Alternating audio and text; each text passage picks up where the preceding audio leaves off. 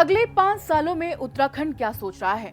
पेयजल, शिक्षा और ऊर्जा जैसी जरूरी चीजों को लेकर क्या है सरकार का प्लान और 16वें वित्त आयोग के सामने राज्य सरकार ने कितने रुपए की डिमांड रखी है? चलिए जानते हैं पूरी कहानी।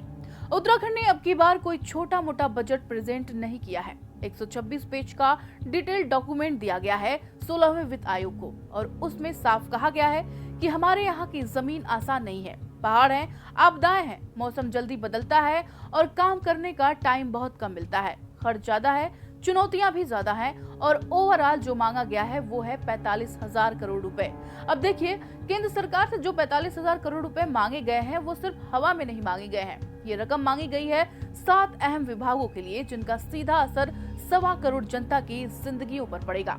ये है पेयजल सप्लाई, शिक्षा, ऊर्जा, सड़क, स्वास्थ्य, सिंचाई और शहरी विकास। इन सेक्टरों में सुधार सिर्फ इंफ्रास्ट्रक्चर नहीं लाएगा, लोगों की क्वालिटी ऑफ लाइफ बदलेगी।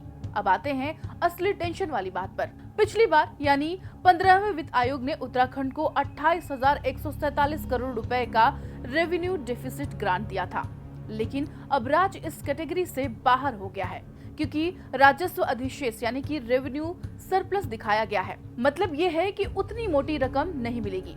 इससे उबरने के लिए राज्य सरकार रेवेन्यू नीड ग्रांट की मांग कर रही है और अच्छी बात यह है कि आयोग ने इस पर पॉजिटिव रुख दिखाया है, डिटेल रिपोर्ट भी मांगी है। अब बात करते हैं केंद्रीय करों यानी कि सेंट्रल टैक्सेस में हिस्सेदारी की। 15वें आयोग ने राज्य को सिर्फ 1.118% हिस्सा दिया था। उससे 5 सालों में 47,234 करोड़ मिले। लेकिन सवाल ये है कि क्या ये काफी है? राज्य सरकार कह रही है नहीं। अब कोशिश ये है कि इस बार हिस्सा बढ़े ताकि पहाड़ी राज्यों की जमीनी हकीकत को ध्यान में रखा जाए। देखिए, उत्तराखंड कोई आम राज्य नहीं है। ये 4 धामों की भूमि है। ये देश की रणनीतिक सीमाओं पर बसा हुआ राज्य है। यहाँ की समस्याएं बाकी राज्यों से बहुत अलग है, इसलिए जरूरत है एक अलग और विशेष दृष्टिकोण की। और अगर ये प्लानिंग सही दिशा में लागू होती है तो आने वाले 5 सालों में उत्तराखंड न सिर्फ आत्मनिर्भर बनेगा बल्कि एक मॉडल हिमालय स्टेट के रूप में उभरेगा। जाते जाते बता दें कि संविधान के अनुच्छेद 280 के तहत वित्त आयोग ऐसा संगठन है जो केंद्र और राज्यों के बीच पैसों का बंटवारा तय करता है। इसे हर 5 साल में राष्ट्रपति बनाते हैं और बताते हैं कि इसे क्या काम करना है। आयोग सबसे पहले देश भर से जानकारी इकट्ठा करता है, राज्यों की कमाई, खर्च, जरूरतें वगैरह। फिर वो सभी राज्यों और केंद्र सरकार से बातचीत करता है। जरूरत पड़ी तो राज्यों का दौरा भी करता है, जैसा कि अभी आयोग ने उत्तराखंड का किया और राज्य ने अपनी बात बताई।